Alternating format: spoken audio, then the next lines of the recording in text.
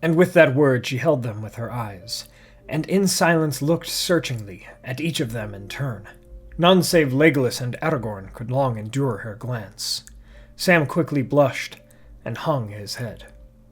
Hey everyone, Yoyston here, and I hope you all are doing well, wherever you are in Middle-earth. Today we're going to be taking a look at why Galadriel was so powerful, even among other elves. There will be some related articles and videos in the description and cards to better fill out this topic, so please check those out. My friends, thank you all so much for joining me today. Let's begin our tale. While Galadriel is not the eldest among the elves, she is one of the oldest, being the daughter of Finarfin and the granddaughter of Finwë, the first High King of the Noldor. This is quite important to begin with, as some of the first elves, especially among the Noldor, were among the most powerful and gifted elves in all of the history of Arda. Galadriel is also one of the most remarkable female elves of all time, but especially in that time, for while there were others in the early histories of Arda, such as her aunts, Findis and Irame, they did little in terms of notable deeds.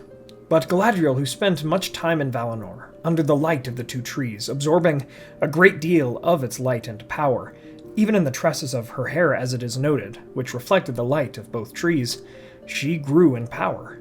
Innately the light of Valinor, which further empowered all high elves who beheld it, gave her a great deal of might. Check out my video on why the high elves are so powerful for more about that. The light of Valinor surely gave her some power, but she also lived in the shadow of the Valar themselves, and I imagine that they may have bestowed upon her some measure of grace and power as well. Still in the Elder Days, but now moving forward into the First Age, Galadriel spent much time with Melian the Maya, learning from her and becoming a lot more like her. And Galadriel would herself serve a very similar role to Melian in the Third Age, being the lady of a great elven realm, knowing the secrets of and giving lembas bread, and being the wife of a wise Sindarin lord, again very similar to Melian.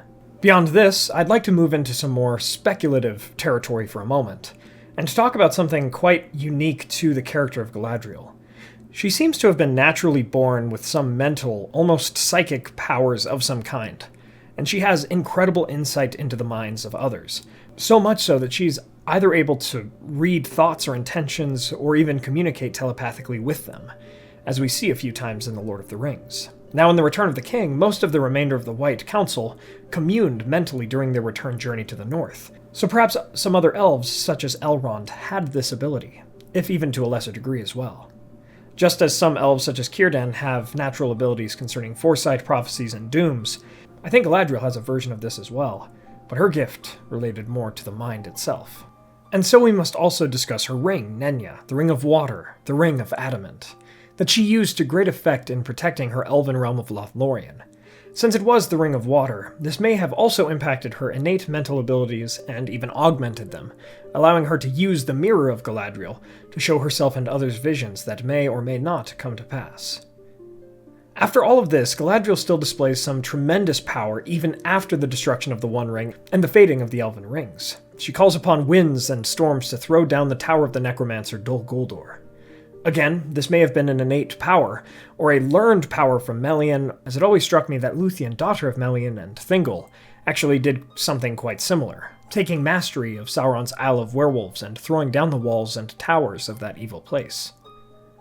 Now with all of this, and perhaps other instances of great power besides, we see that Galadriel was powerful for many different reasons. Her lineage and innate genes, the power granted by the light of the two trees, and her proximity to the Valar, and maybe what she learned from them, her mentors such as Melian the Maya, the Ring of Power she had, and perhaps other things as well, all gave her different power. However, while she is noted to be athletic and physically powerful too, these other instances paint her as more of a psionic and mage type of character, rather than any physically armored swordswoman.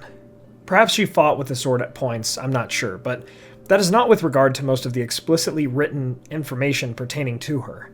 She seemed almost metaphysically beyond physical fighting.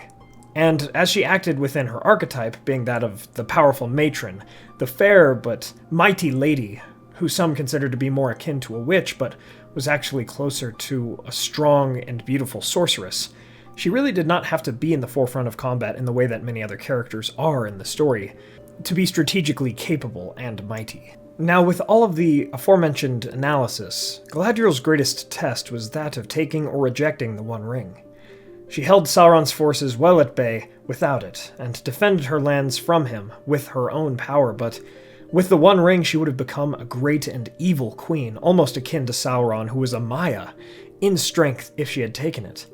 From the time she had left Valinor, she had a fire within her, similar to that of Feanor, but not as strong nor destructive. She wished for independence, to rule her own realm, and probably for many other things besides. She got these things, but if she wanted more, she could have had it by taking the ring. Yet her strength of will and wisdom allowed her to reject the ring and choose the West and diminishment with her kin, and she would remain as Galadriel with the power she had. Yet she would also live to see the diminishment of her people and her ring. It is for the many reasons listed throughout this video that I believe she was as powerful as she was, but what do you all think? Let me know in the comments below, and so, we come to the end of our tale on why Galadriel was so powerful. From the tale of the power of Galadriel, we see that we must not be overly ambitious, for we are all of us powerful in our own right, and that power is enough for us to see good conceived in the world. Thank you all so much for watching. I hope you all enjoyed this video. If you did, please be sure to hit that like button and share this with a friend. Please do let me know your thoughts on why Galadriel was so powerful in the comments below. I think her journey towards that power, and her choice to not embrace more, is an interesting one of its own right, with some cool implications about her archetype and her role in the story through all of it. If you'd like to support the channel, please consider getting some candles from our friends Mythologie Candles, or order some Weta or United Cutlery Lord of the Rings swords, statues, and other replicas from Castle Kon, who does international shipping, and use the code WEST at checkout, and please check out our merch and Patreon. Thanks to our Valor Tier patrons and YouTube members, Peter Shepard, Jonathan Bootnam, Molly Sullivan, Blair Scout Merton, John Hume, Sam McBee, Matt Sabach, Elizabeth Calvert, Maz Gibbs, Reese Jenkins, Adam Petrolik, Anthony Harmon, Dorwin Gray, Arthur Merlin, Dale Davis, Kingswald Project, Robert Bogue, and King of Games 2500. Thank you so much to all of our patrons and YouTube members. Please subscribe and hit that bell button to join the Men of the West and all of the Free Peoples today. And I'll see you all again next week with a video on the greatest weapons forged by the dwarves. My friends, thank you all so much for watching and for joining me on this adventure. Until the next one.